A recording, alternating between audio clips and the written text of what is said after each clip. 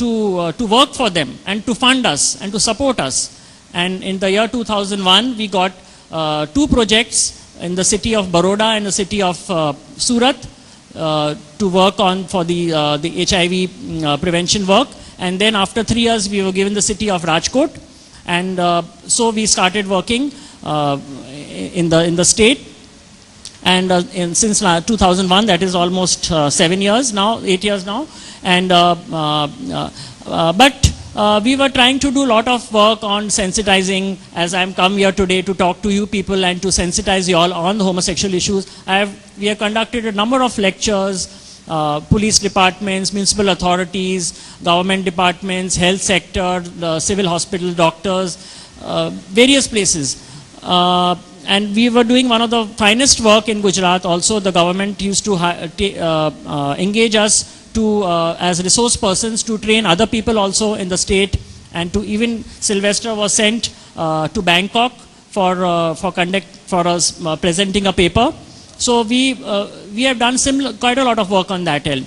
And then I thought that whatever work has been done is not satisfactory. There something has to be done to sensationalize the whole thing. I mean, I was really not satisfied that the way people are looking into homosexuals. They were treating us, we had all myths and misconceptions. Homosexuals are impotent, homosexuals are effeminate, homosexuals are hijras, transgenders, there are pedophiles, all kinds of misconceptions in the mind of the people. And I said, I must break this myth of the people. And so one fine day in the year 2006, in March 2006, there was a breaking news in the news of India. One of the regional newspapers, Devya Bhaskar, which comes out in Gujarat, it's a very, very government-supported newspaper.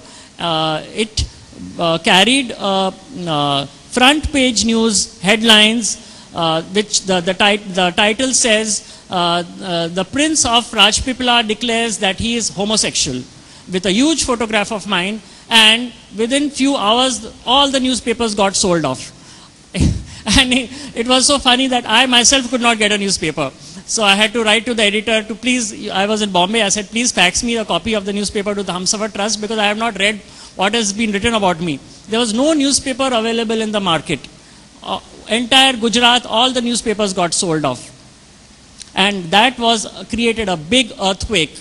We had an earthquake in Gujarat recently, in Kutch. But this was a much larger earthquake of the larger intensity, so much that the epicenter was Rajpipla, and it went all over the world. So it was a huge earthquake.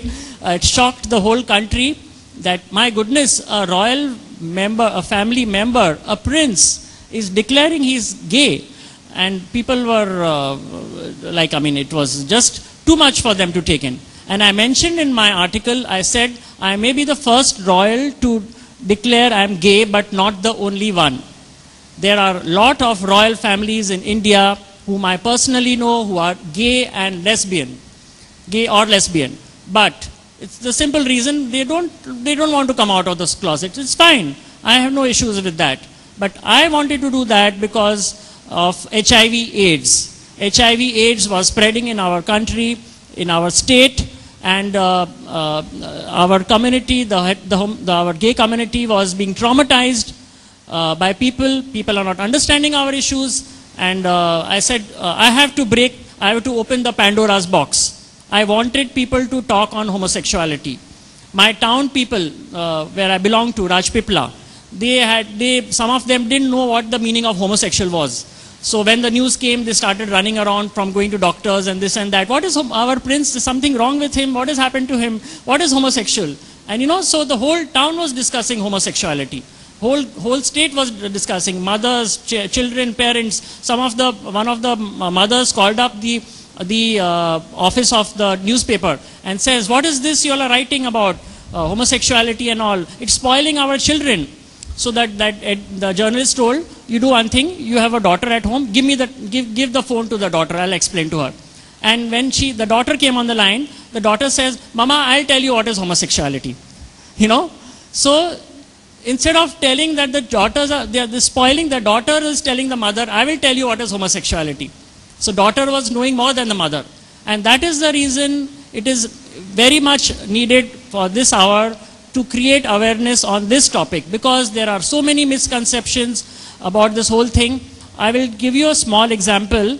I have been sensitizing the police department, and I don't know if you people are aware, but there is a section in our Indian Penal Code called Section 377, which is criminalizing homosexual act.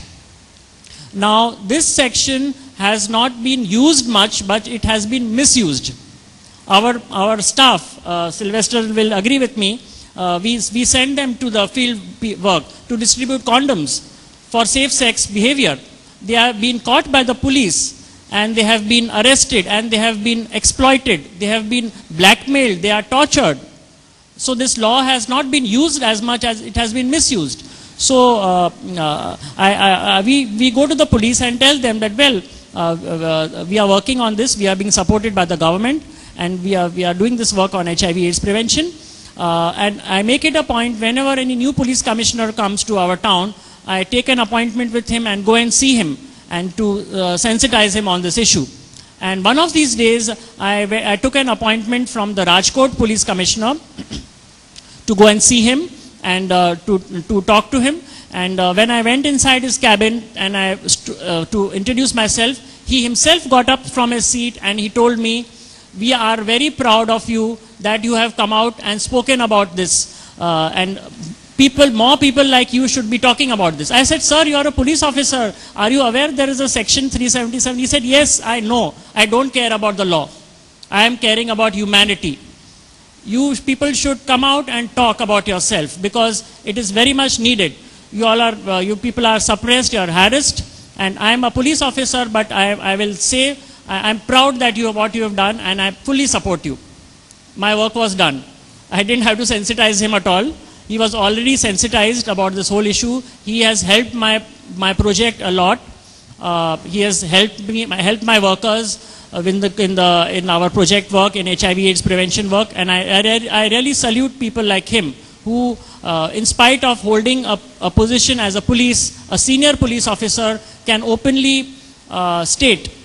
And similarly, recently our health minister, Dr. Ramadas Ambupani, has also publicly declared in Mexico, in the International HIV/AIDS Conference, that he wants this section to be repealed because it is an impediment to HIV. And I fully salute him also, that he is somebody who can understand our issues. I would like to correct the coordinator when he was introducing me. He said, not rather introducing me, but he was trying to introduce the topic, and he said we are here to find a solution to this problem. I respect you, but I would say homosexuality is not a problem. It's an issue. So we have to see how we have to tackle the issue and not as a problem. I think I have spoken quite a bit about my life and about myself. I would like to just tell you certain things about homosexuality from the scientific and religious point of view, which is the topic. Well, in 1973, the American Psychiatric Association, APA, has removed homosexuality from the list of mental disorders. So it has been, it is the highest authority of Psychiatric Association, and they said that homosexuality is no longer a mental disorder. Then again, when we talk about the religion point of view, first of all, it's not a disease, it's not a disorder, so there is absolutely no question of having a cure or treatment for it. Yeah, I forgot to mention to you one more thing. While I was forming Lakshya Trust, my NGO, and trying to work for the government, I was being pressurized for marriage from my town people, from my family, and it was during that time I suffered a serious nervous breakdown, and I had to be hospitalized. And during the course of counseling, I came out to the doctor and I told him, well, that because of this pressure and because of the trauma what I'm facing, I have suffered in this manner. And he volunteered to talk to my parents. And he was the one, he told me, you don't have to feel scared. You are absolutely normal, you're absolutely natural. Being gay is nothing wrong with it. So you don't have to worry about it.